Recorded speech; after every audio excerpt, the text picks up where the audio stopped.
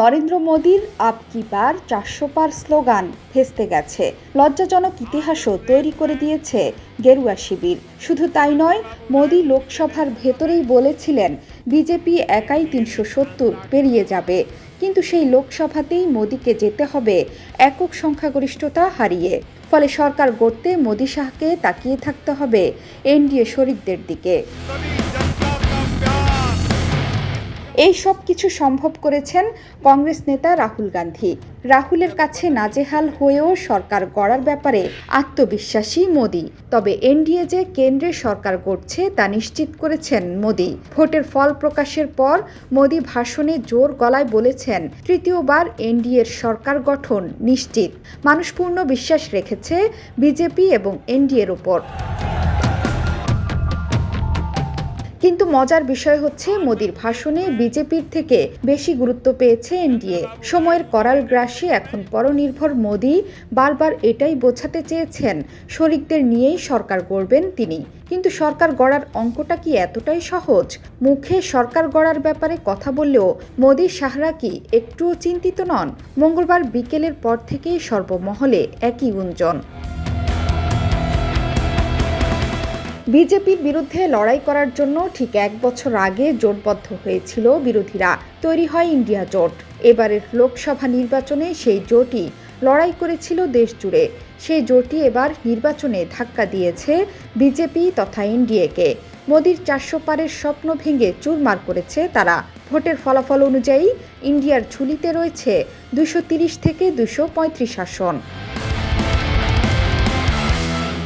অর্থাৎ সরকার গড়ার জাদু সংখ্যা 272-এর থেকে বেশি দূরে নেই ইন্ডিয়া। তাই রাজনৈতিক বিশ্লেষকদের মতে সরকার গঠনের পরেই শুরু হতে পারে জোট ভাঙানোর খেলা। এনডিএ থেকে যদি 40 থেকে 45 জন সদস্য ইন্ডিয়া জোটে ভিড়ে যায়, তাহলে কঠিন চ্যালেঞ্জে পড়বেন মোদী। লোকসভার সংখ্যাগরিষ্ঠতা প্রমাণে ব্যর্থ হলে সরকার গঠনের উদ্যোগ নেবে কংগ্রেসের নেতৃত্বাধীন জোট। এটি আরও বেশি স্পষ্ট হয়ে উঠেছে কারণ এনডিএর মধ্যে ভাঙ্গা গড়ার খেলা সেই 1998 থেকে। কখনো শরিক দলের সংখ্যা বেড়েছে, আবার কখনো জোটের হাত ছেড়েছেন অনেকে। এমনও দল আছে যারা জোটে এসেছে, আবার জোট থেকে বেরিয়ে গেছে, আবার ফিরেও এসেছে। তাই নতুন সরকার গড়ার জন্য বিজেপির একটাই কাজ, সেটি হলো এনডিএ শরিকদের জোটে বেঁধে ফেলা। সরকার গড়ার ম্যাজিক ফিগার থেকে 20-22টি আসন বেশি পেয়েছে এনডিএ শরিক দল হিসেবে বিজেপি সর্বোচ্চ 240টি আসন পেয়েছে। এরপরই অন্ধ্রপ্রদেশের চন্দ্রবাবু নাইডুর দল তেলেগু দেশম পার্টি, তাদের ঝুলিতে 13 আসন। বিহারের নীতিশ কুমারের দল জেডিইউর 12টি আসন। এছাড়াও লোক জনশক্তি পার্টি রামবিলাস পেয়েছে 5টি আসন। একনাথ শিন্ডের শিবসেনা পেয়েছে 7টি আসন। আলোচনার কেন্দ্রে আছে এনফ্যাক্টর। এবার বিহারে নীতিশ এবং অন্ধ্রপ্রদেশে নাইডুকে পাশে না পেলে টানা তৃতীয়বার প্রধানমন্ত্রী হতে মোদীর স্বপ্ন দুঃস্বপ্নে পরিণত হতো।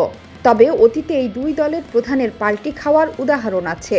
মোদী 2014 সালে যখন প্রথম দফায় সরকার গড়েছিলেন, এনডিএর শরিক ছিলেন নাইডু। পরে বনিবনা না হওয়ায় জোট থেকে বেরিয়ে যান, আবার ফেরেন 2018 সালে। আবার জেডিইউ এর জোটে থাকা নিয়েও প্রশ্ন উঠতে শুরু করেছে, কারণ নীতিশের জোট বদলের ইতিহাস রয়েছে। কখনো বিজেপির সঙ্গে হাত মিলিয়েছেন, আবার কখনো হাত ছেড়েছেন। 2014 সালের লোকসভা নির্বাচনের সময় এনডিএতে থাকলেও 2019-এর লোকসভায় এনডিএ ছেড়ে বেরিয়ে যান নীতিশ।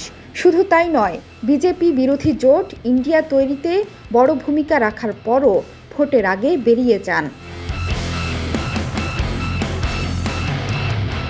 এরই মধ্যে 2N'র কাছ থেকে লিখিত গ্যারান্টি পেয়েছেন মোদী। তবে আশা ছাড়ছে না কংগ্রেস।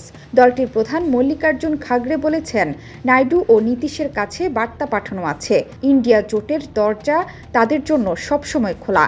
আর সরকার গঠনে ইন্ডিয়া কোনো উদ্যোগ নেবে কিনা এমন প্রশ্নের সরাসরি জবাব না দিয়ে মল্লিকার্জুন জানিয়েছেন, সঠিক সময়ে সঠিক পদক্ষেপ নেবেন তারা।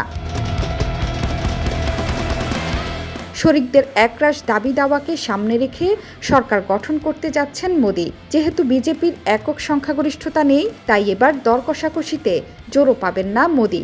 বিশ্লেষকরা বলছেন, এসব কারণেই জোটের মধ্যে শুরু হবে ভাঙ্গনের খেলা, আর সেই সুযোগের অপেক্ষাতেই বসে থাকবে কংগ্রেস। অর্থাৎ ঝোপ বুঝেই কোপটি মারবে কংগ্রেস তথা ইন্ডিয়া জোট। জোহরা চৌধুরী সেতু, ৭১।